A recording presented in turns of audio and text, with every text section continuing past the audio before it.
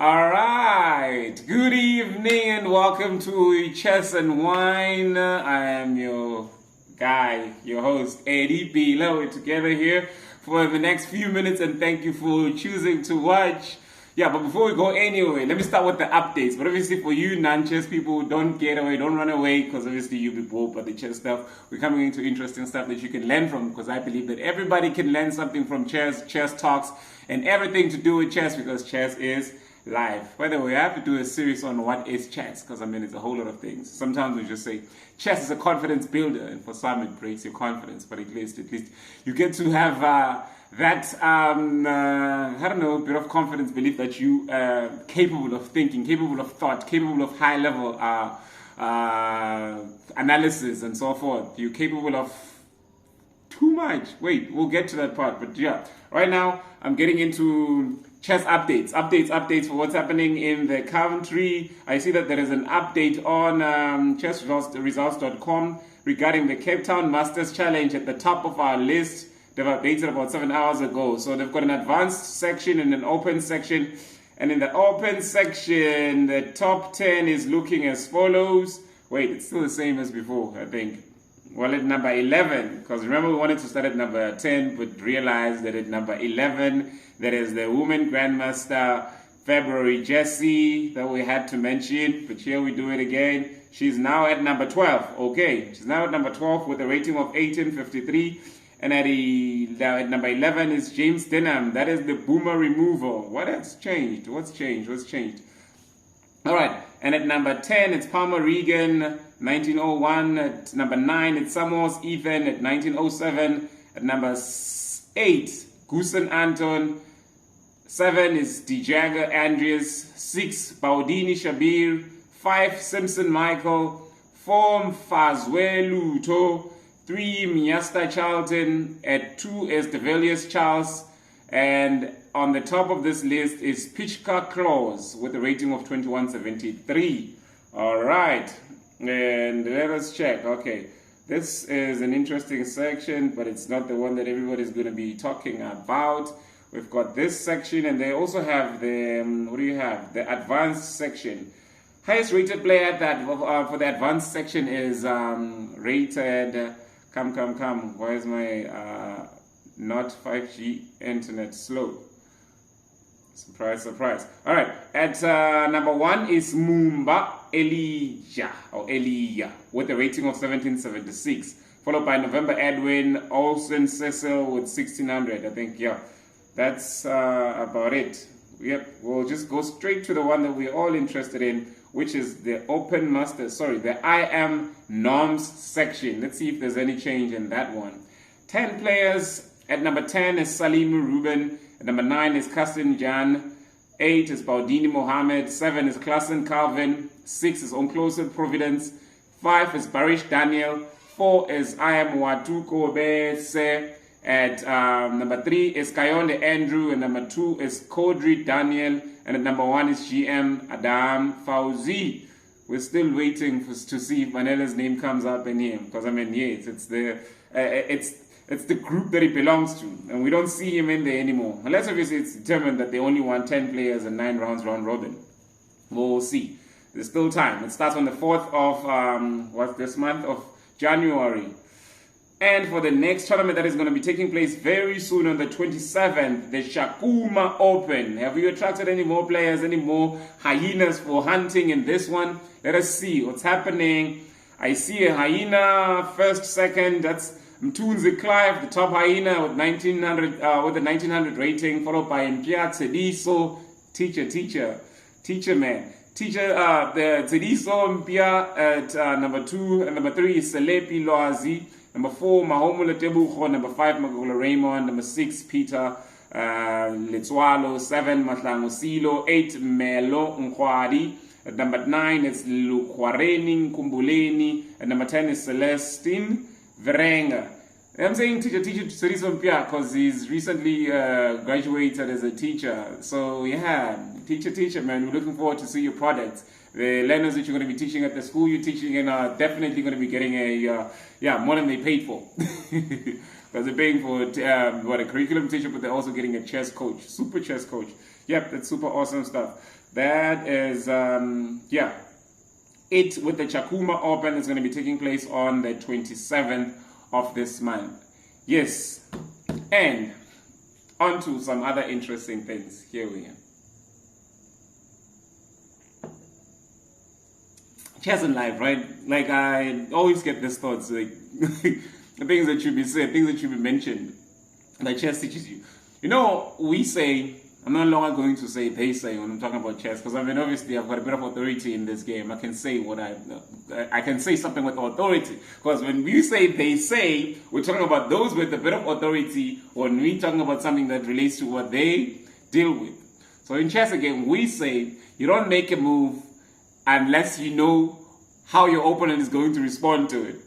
And thinking of that, it got me thinking of lawyers and obviously the practice of law. Obviously, a lawyer cross-questioning a witness never asks a question they don't know the answer to. It's a principle. A lawyer does that. They ask you a question and you know that answer, and they don't know what you're going to answer. So obviously, they are planning the preparation. Their preparation was very poor. So again, with chess as well, you don't make a move you don't know an answer to, you don't know a response to, or you don't have at least 3 expected responses to. So you got to be expecting what your opponent will do in response to a certain move that you make, right? So again, saying that or thinking that got me thinking again of something that made me giggle, made me laugh a bit to myself, and I'm laughing with you. It's that there is this saying by one of those very old chess champions. I don't know if it was Lasker or it was Alekhine or somebody, where they say you need to take your opponent in the wild, like in the darkest forest, a very dangerous dark forest, where none of you know the way out, but then there's only one exit, and only one person can make it through. And I'm thinking, who do you take in there? You take someone. So the basis of this is that when you play against someone that seems like they are prepared, they've prepared a line for you, they've prepared moves for you, and they seem to be only playing prepared moves, but they can't think for themselves. They can't be creative on the board. They can't respond to something that is out of line or out the book or certain things like that. They just play as the line as they have prepared it.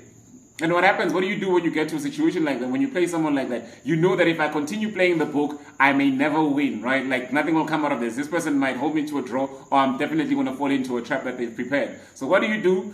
You take them to the wild. You just turn the whole thing around. You turn the whole table upside down. You do something that you have never seen before, that you know no one has ever played before, that you know has no logic to it. It depends on creativity. It might seem to be messing up your position. It might seem to be making you'll be playing definitely something out of line, something out of practice, something out of preparation if you had a preparation. But then it's something that you do only with the player that you're certain that this player will not know what to do when they get in the dark. And all you have to depend on is your instinct. And grown-up players, old players, they definitely use this against younger players, like the new players, the kids that just learned how to play chess, and they just came in, and obviously they've been taught how to play, and they've been prepared by their coaches what moves to play against certain strong players. But when you realize that you're playing someone like that, you know they don't have enough experience to say, wait, in this position, I've seen this position somewhere before, and the best way to come out of this is 1, 2, 3. So you just take such players out. Because if you were to take a person as experienced as you to the wild, you find out that they've been there. I mean, they've left the mark somewhere, like a dog. They've got their own spot that they peed on. So they'll be just following their scent. They just sniff around and be like, okay, I'm like a kilometer away from that place I was once at, and I know the way out from here. So you take someone you're not sure about in that place, you make such a move that you're not sure about. Because obviously that going out of line, going out of preparation, is the same thing as asking a question that you don't know an answer to. But if you ask a question that you don't know an answer to, be sure that the person you're asking a question to also does not know the answer to that question. Because if they do, then you've lost, then you failed, right? Because again, basically, chess is just a very deep discussion between two intellectuals. So it's an intellectual exchange, and you have to You give a person a challenge, you issue a challenge, you give them a puzzle, hoping that they solve it or try to solve it. Either they lose time, or they lose energy, or they lose confidence in themselves. Whatever they lose first would give you an advantage, would give you an edge until you get to a point where one of you is completely drained, and then you can walk out the park, or you can just slide through to your victory like a happy person. But yeah, man, I think that's just some of the very interesting things that about chess. We're gonna get to more of these things, but yes. So I was giving you updates on 1, 2, 3, and now also giving you some insights on why chess is such a brilliant game. Ooh, man, I wonder what's coming up next. But anyway, this has been Chess and Wine, my favorite pastime. Hope you make it your favorite pastime, and we get to do this frequently. I'm not even sure if we can say we do this every day, but we can do it frequently. And as time goes on, I might start writing myself some scripts and prepare what I'm going to say. Because now I was thinking I'm just going to do updates and that'll be it. And now I'm doing updates and I'm talking about all these interesting things. Because, well, when we start thinking chess, when we start talking chess, we can never stop, man. Like, why should we? Why would we? And yesterday we were talking about how having that particular brain power, right? Like the ability to adapt to situation. Because you see now, going into the wild with an opponent is like taking them into a situation where it'll be very difficult for them to adapt, but they will have to learn to adapt. You're taking them into a position that they've never seen, an unfamiliar territory that they will have to adapt in order for them to make it out. You see, so it's always about adapting. So obviously some games will be prepared for, you've made preparations and so forth, you play. But now somebody takes you out of preparation, out of line. So now you're in a situation, you're in a territory which you're not familiar with, and you have to adapt. Chess players always do that. They always adapt. Mentally, you always have to adapt. So they adapt. Like you are again in your own situation, you need to adapt. Like we've mentioned about the issue of education being free and being available to everyone, and the fact that you don't need to register for a class for you to access free education. Like if you want to learn how to bake, you know somebody that knows how to bake in your community. They probably learned it from someone else a while back. You want to learn how to weld, you definitely know somebody that doesn't have a license probably, but they do it very good. They do it good. Like, you know, anybody, you can find anyone that you're looking for. So yeah, so I think the message from Mr. Steyn, the father I was speaking to the other day, is that you have to understand yourself. Like you either have the mind for books or the mind for a skill. So you either go get your certificate, get your qualification, get your degree or whatever, or you go get a trade. And then you go get somewhere, right? But that's it, that's life. Anyway, I'm prolonging this video for no reason. It's been a good night. I hope it's a good night to you. Merry Christmas tomorrow. It's the 24th today. But if you get to see the video on the 25th, Merry Christmas to you too. Happy festive season. Good night.